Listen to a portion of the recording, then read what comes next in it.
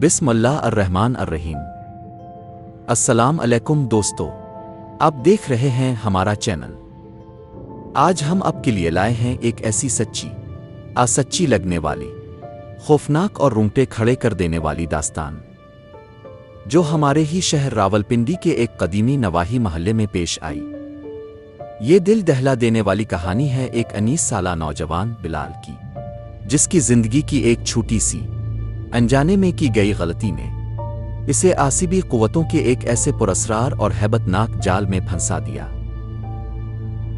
कि जिससे निकलना शायद इसके बस में नहीं रहा था।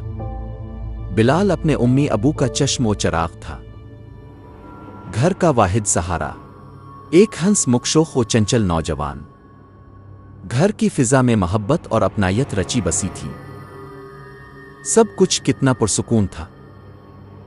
इस मनहूस घड़ी के आने तक, इस रोज शाम ढले बिलाल की प्यारी खाला रजिया बगैर किसी इत्तिला के उनके घर तशरीफ ले आए। उनके आने से घर में जैसे ईद का समा हो गया। खुशी की एक नई लहर दौड़ गई। गुपशिप और कहकहों का एक ना खत्म होने वाला सिलसिला शुरू हो गया। बातों बातों में रात का खाना तैयार करने का वक्त हो गया। फातिमा बेगम बावर्ची खाने में थीं जब उन्होंने बिलाल को आवाज दी, बेटा बिलाल, तेरी खाला को मेरा बनाया हुआ कोरमा बहुत लजीज लगता है, लेकिन बेटा घर में बिल्कुल ताज़ा गोश्त नहीं रखा।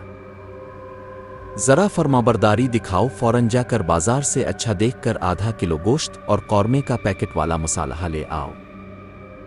मेहमान आए हैं, अच्छा नहीं लगता, जल्दी करना।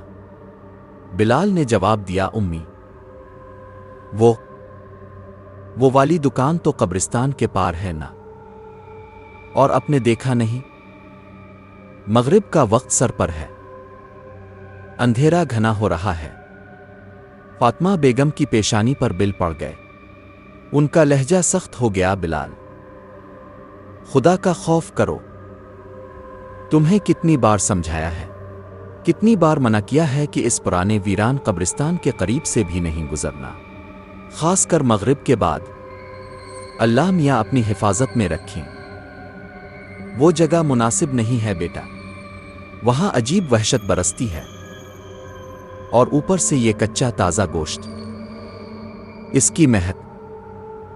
बुजुर्ग सही कहते हैं, ऐसी नापाक चीज़ों की तरफ हवाई मखलूक और शरीर जिन्नात फौरन मुतवज्जे होते हैं। खबरदार, लंबे रास्ते से होकर जाओ, चाहे आधा घंटा ज्यादा लग जाए। मेरी बात पले बांध लो। बिलाल ने नीचे नजर करते हुए कहा, जी उम्मी, ख्याल रखूंगा। बिलाल घर से निकला तो उम्मी की तंबीह इसके कानों में गूंज रही थी, मगर लंबे रास्ते का मतलब था खाला के लिए कौरमे में खासी देर।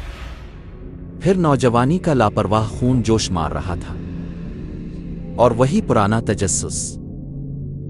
आखिर है क्या वहां जिससे सब इतना डरते हैं? क्या वाकई वहां आसिबी साए फिरते हैं? इसके शैतान ने इसे पट्टी पड़ाई। अरे बिलाल, क्या उम्मी की बातों में आ गया? सब वहम की बातें हैं। 1 मिनट का रास्ता है, वक्त बचा, चल, हिम्मत कर।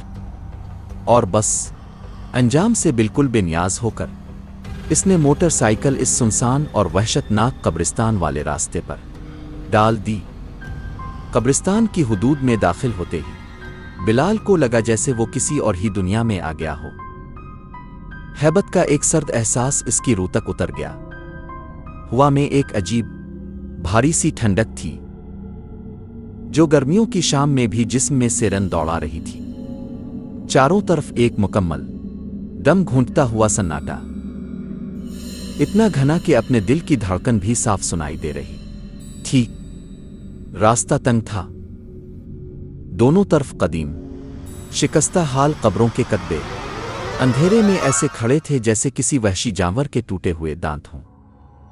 इसे शिद्दत से महसूस हुआ जैसे पीपल के इन घने सिया दरख्तों के पीछे से कोई इसे मुसलसल घोर रहा है, जैसे दर्जनों ठंडी बेरू आंखें इस पर टिक्की हों।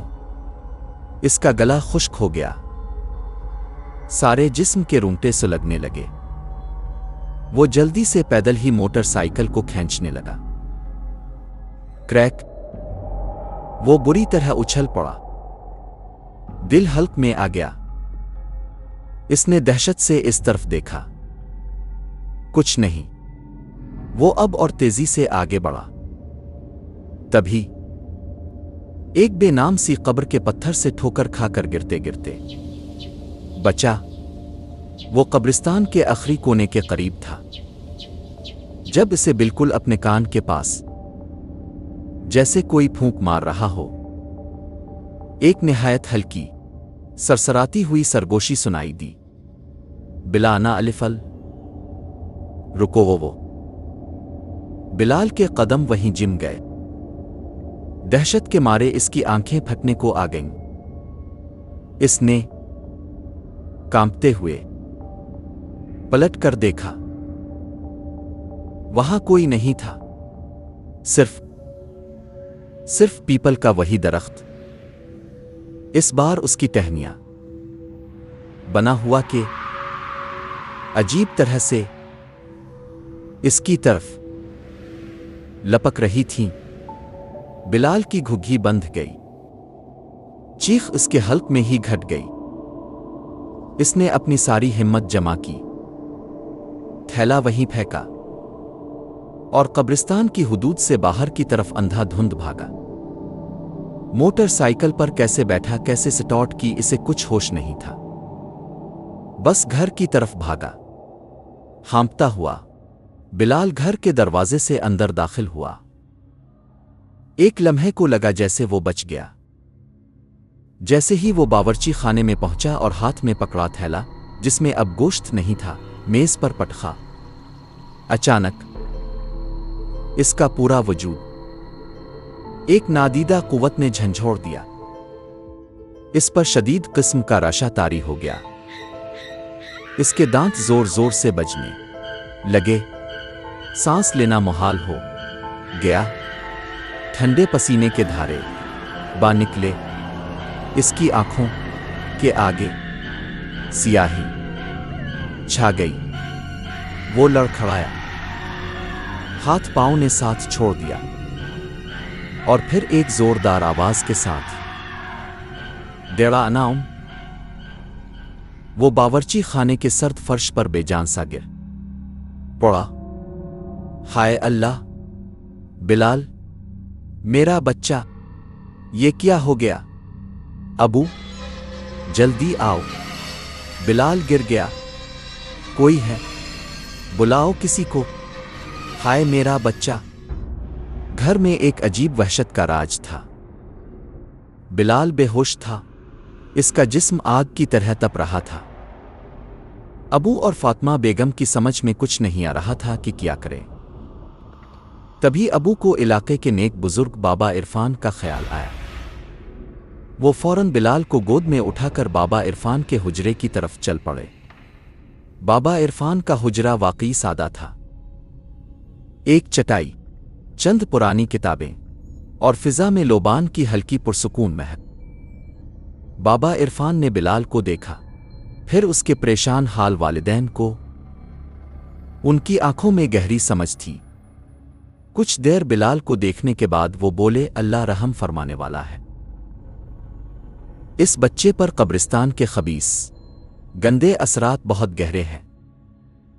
کوئی شریر بدروآ بھاری ہوائی مخلوق اس کے ساتھ چمٹ گئی ہے، اور یہ کچا گوشت ایسی چیزوں کو وسوسہ دیتا ہے۔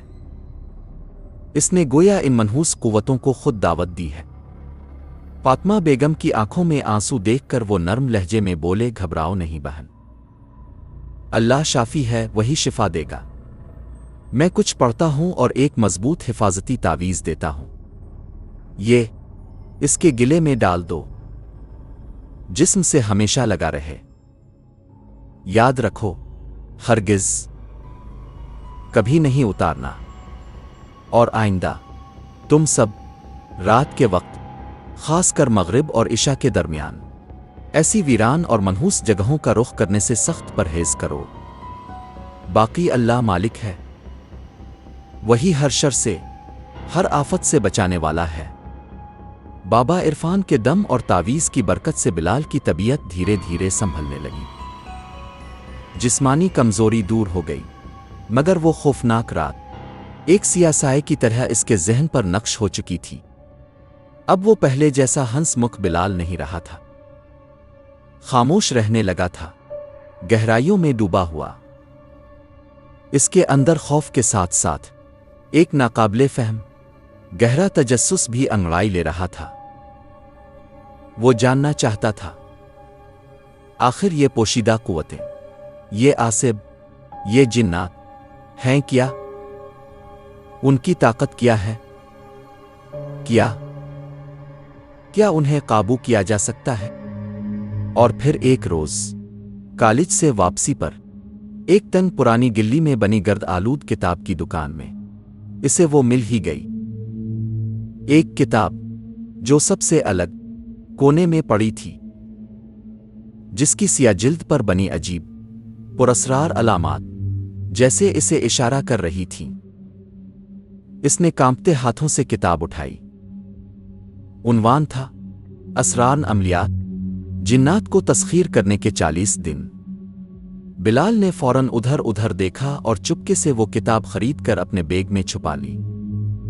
इसी रात जब बिलाल को यकीन हो गया कि उम्मी अबू गहरी नींद सो चुके हैं, इसने अपने कमरे को अंदर से चटखनी लगा ली। कमरे में सिर्फ एक 0 वॉट के बल्ब की पीली रोशनी फैली थी। वो फर्श पर अलती पालती मारे बैठ गया। सामने वो ममनुआ किताब खिली थी और हाथ में एक नई तस्बीह। वो किताब में दिए गए तलिस्माती अमलों और खुफिया कलिमात में इस कदर महव हो गया कि इसे बाहर की दुनिया का कोई होश ना रहा। वो उन पोशीदा कुव्वतों को अपने ज़ेरे असर लाना चाहता था। अभी इसने अमल का पहला हिस्सा ही मुकम्मल किया था। तस्बीह का आखिरी दाना फेरा ही था कि अचानक इसे अपने बंद दरवाजे के बाहर से किसी की मौजूदगी का एहसास हुआ। और फिर एक आवाज जो थी तो उम्मी जैसी, मगर बिलाना अलिफल डाना, ओ वो बिला अलिफल, दरवाजा खोलो ना आना। उम्मी है। बिलाल का दिल जैसे सीने में ही रुक गया। अल्लाह, ये उम्मी की आवाज नहीं थी, हरगिज नहीं। इसमें उम्मी जैसी शफकत कहाँ? ये तो एक नागवार बेजान सी सरसराहट थी, एक खौफनाक धोखा था। बिलाल का खून रगों में मुंजमद हो गया। रूंगटे फिर से सुलगने लगे। वो सांस रोके, बुत बना दरवाजे को घूरता रहा। तभी इसी बंद दरवाजे के बिल्कुल नीचे, जमीन और दरवाजे की दरमियानी दरार से इसे एक इंतहाई तेज जहरीले सांप की सी वहशत-नाक फुनकार सुनाई दी। का क्या बिलाल दरवाजा खोल पाएगा? वो अमलियात के खतरनाक खेल में हमेशा के लिए उलझ कर रह गया है। बाहर दरवाजे पर कौन है? ये सब जानने के लिए आपको इंतजार करना होगा हमारी अगली दिल दहला देने वाली किस्त का। अगर ये कहानी आपको पसंद आई तो इस वीडियो को लाइक जरूर करें, अपने अहबाब के साथ शेयर कीजिए, और अगर आप नए हैं तो हमारे चैनल को सब्सक्राइब करके बेल आइकन जरूर दबा दें ताकि आप हमारी अगली कहानी मिस ना करें। अगली दिलचस्प कहानी तक के लिए अपना बहुत ख्याल रखिएगा। अल्लाह निगहबान।